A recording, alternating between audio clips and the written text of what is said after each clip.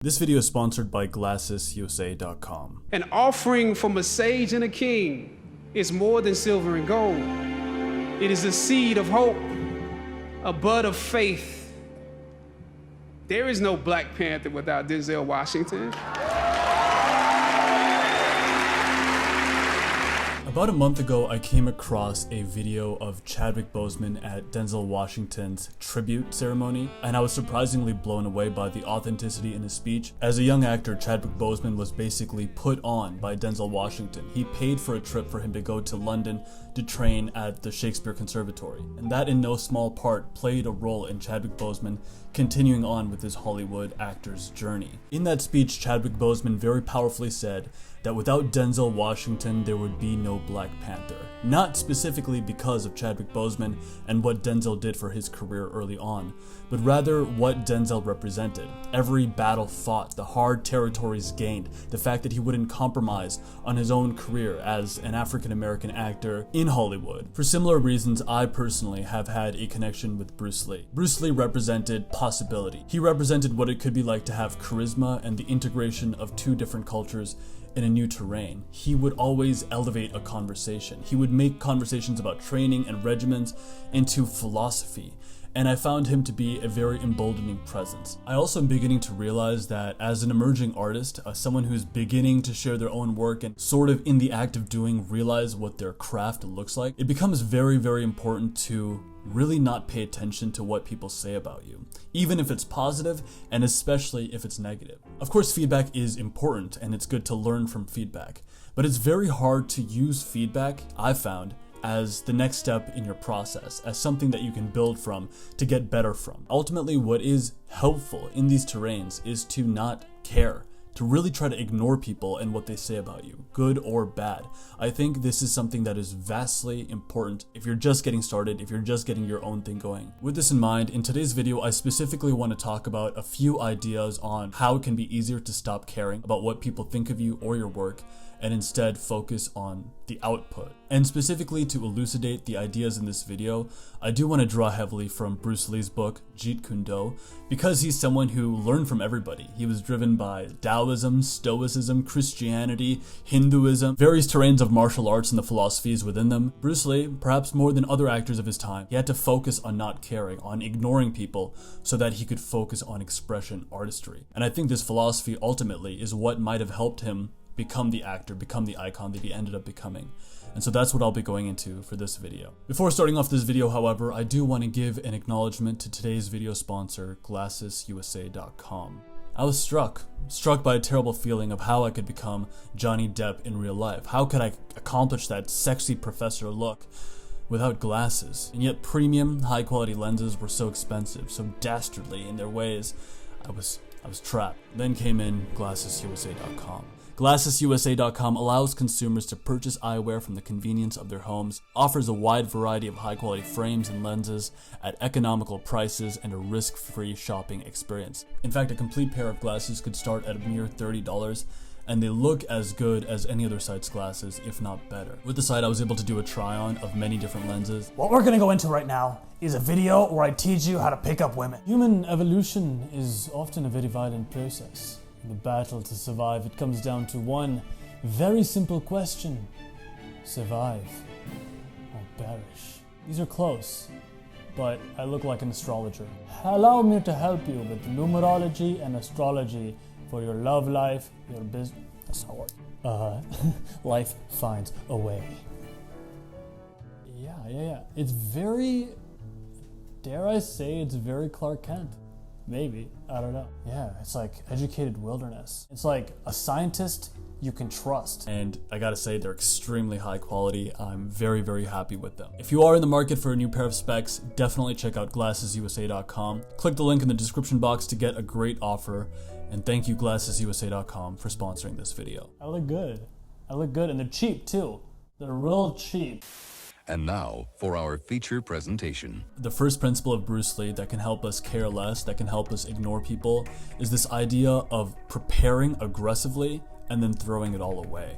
To understand Jeet Kune Do, one ought to throw away all ideals, patterns, and styles. In fact, he should even throw away the concept of what is or isn't ideal. Jeet Kune Do favors formlessness so that it can assume all forms, and since Jeet Kune Do has no style, it can fit with any style. As a result, Jeet Kune Do utilizes all ways and is bound by none. It uses any technique or means which serves its end. This is perhaps one of the most pervasive ideas of Bruce Lee, and I think it's a principle that actually gives a lot of inner confidence. When you give yourself the open-mindedness as an artist to learn from everyone, to prepare aggressively, and then to throw it all away when the time comes when you have to get ready to perform, it's actually a very liberating feeling. As someone who's been doing YouTube for 2 years now, I used to really crave getting a viral video. I would see other YouTubers in my domain with lower quality videos than me, and I would see a video of theirs totally blow up, or like for a period of time I would see 3, 4, 5 of their videos just get really big compared to their channel size. And I would think to myself, man, I would really love it if that happened to me as well. Funnily enough, when I did get a little bit of traction and I did notice a spike, that was perhaps the most miserable time in my content creation domain. And this is partly because I didn't have an enormous amount of faith in my own quality, in my own output, in the kind of content I was creating. I thought I was sort of a one-hit wonder for a little bit. I realized then that the focus should go back to preparation, learning, improving. Even if things didn't seem inherently relevant to the kinds of videos that people seem to be liking on my channel, just getting better, it gave me more confidence. It's why I took pride in stepping up my editing, my filmmaking, the shots I was getting, composition, because it would serve as another tool in my belt. And this notion of preparing, getting better, and focusing on acquiring those skills, acquiring those tools, it gives one an inherent self-belief.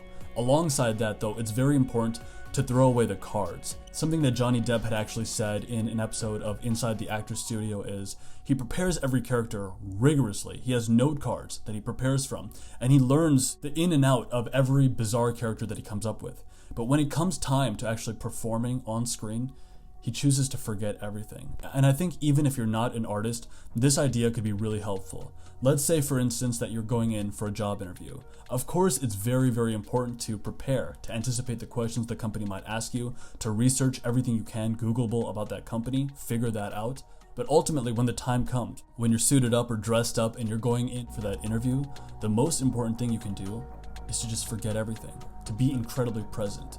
And in that presence, all of the research you had done, all the preparation you had done, it would bubble out. But the most important thing you could do is to be exactly there. And then you'd make great eye contact. You'd have an inherent confidence that would emerge. And the right conversational point from your research, from your preparation, it would come into the conversation as needed, as opposed to just getting stuck in the preparation. If you got stuck in the preparation and you knew, oh, I have to bring up this point to the company, then the interview might feel stifled. It might feel inorganic. When you do this, when you focus on this way, you inherently find that you care less about what people say about you. The second idea is to deliberately tell yourself, I'm going to forget the outcome. Approach your craft with the idea of mastering the will. Forget about winning and losing. Forget about pride and pain. Let your opponent graze your skin and you will smash into his flesh. Let him smash into your flesh and you will fracture his bones. Let him fracture your bones and you will take his life. Do not be concerned with your escaping safely. Lay your life before him. With this principle, I'm reminded of a very iconic scene from the Batman trilogy, The Dark Knight Rises. This is a spoiler alert if you haven't seen that 10-year-old movie. But when Bruce Wayne is in Bane's pit, he's trapped, he's trying to escape. The only way he's able to make that climb is when he gets rid of the safety rope. And I think this is a perfect metaphor of what it means to give yourself into the flow of your activity as an artist, as an entrepreneur.